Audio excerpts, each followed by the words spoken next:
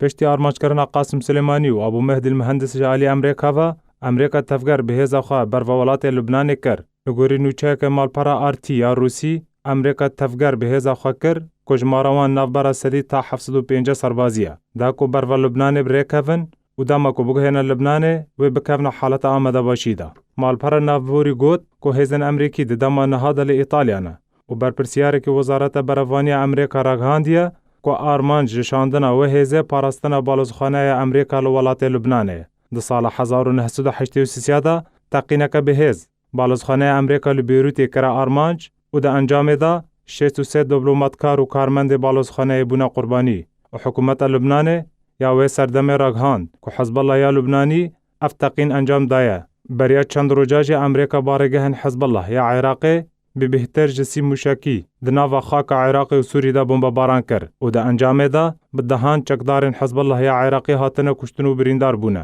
پشتی کشتن قاسم سلیمانی و ابو مهدی المهندس حسن نصر الله امیندار گشتی یا حزب الله یا لبنانی پیامک سرخوشی آرستی حشد الشعبی و ایران کر و گوت کو چکدارن حشد الشعبی و وفادارن جبو برنامه یک کار قاسم سلیمانی و جه شانازی کوتا داوین دمجمیر جیانا خوا قاسم سلیمانی بروانی بر عراق دا دکر دا کو عراق جا آلوزیان درباس بکه شاندنا هزا امریکی بو ولات لبنان دمک دته کو دوه بالافرین به بالافرفان یعنی امریکی قاسم سلیمانی فرماندار فیلق قدس و ابو مهدی مهندس جگر ساروک دسته حشد الشعبی بمباران کرن و دا انجام دا هر دو سرکرده شیعه هاتنه کشتن